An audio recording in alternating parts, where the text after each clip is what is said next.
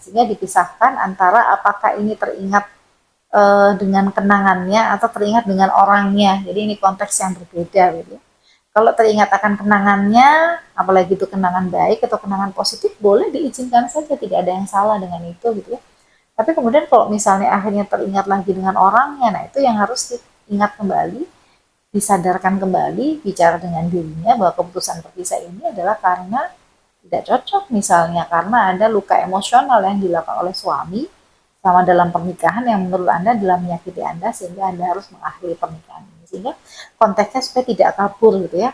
Apakah teringat dengan kenangannya ataukah teringat dengan orang.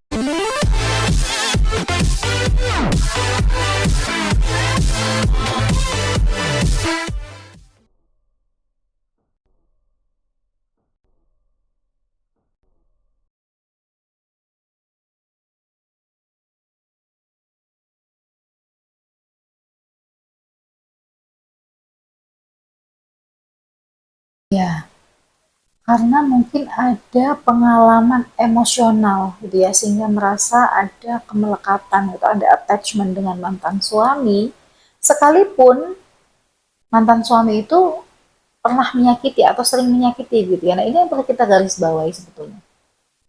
Pasangan itu, mantan pasangan itu sering menyakiti, sehingga tentu memberikan luka emosional gitu pada diri Anda. Lalu kemudian sekarang berpisah gitu. Tiba-tiba Anda bersedih, gitu, kata mengingat kembali gitu ya, mengingat kenangan-kenangannya misalnya. Jadi kita pisahkan antara mengingat orangnya atau mengingat kenangannya gitu ya. Kalau mengingat kenangannya itu sesuatu yang tentu saja sangat wajar gitu ya, karena pernah memiliki pengalaman hidup bersama, ada pengalaman emosional gitu ya, mau yang baik maupun yang buruk misalnya begitu.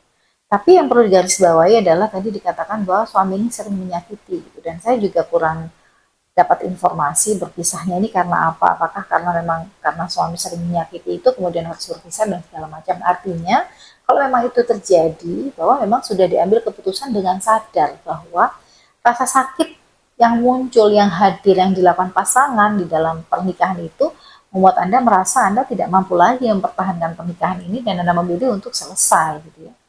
Sehingga ingatan-ingatan Anda tentang kenangan selama bersama suami dan segala macam gitu ya, boleh diizinkan ketika itu muncul, duduk bersama perasaan Anda, proses semua emosinya.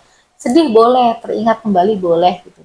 Tapi setelah itu, Anda sampaikan lagi, Anda ngobrol lagi sama diri Anda bahwa keputusan berpisah ini sudah diambil dengan sadar.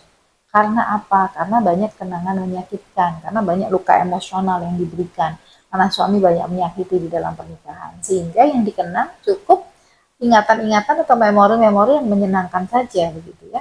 Lalu kemudian jangan lupa tentang kenang-kenangan yang juga menyakitkan, sehingga dipisahkan antara apakah ini teringat dengan kenangannya atau teringat dengan orangnya. Jadi ini konteks yang berbeda gitu ya. Kalau teringat akan kenangannya, apalagi itu kenangan baik atau kenangan positif, boleh diizinkan saja, tidak ada yang salah dengan itu gitu ya. Tapi kemudian kalau misalnya akhirnya teringat lagi dengan orangnya, nah itu yang harus diingat kembali, disadarkan kembali, bicara dengan dirinya bahwa keputusan berpisah ini adalah karena tidak cocok, misalnya karena ada luka emosional yang dilakukan oleh suami sama dalam pernikahan yang menurut Anda adalah menyakiti Anda sehingga Anda harus mengakhiri pernikahan ini. Sehingga konteksnya supaya tidak kabur gitu ya.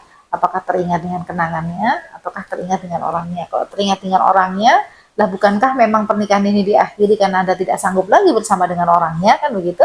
Tapi teringat dengan kenangannya yang positif itu adalah hal yang sangat wajar karena Anda pernah memiliki pengalaman hidup yang lama dengan pasangan seperti itu.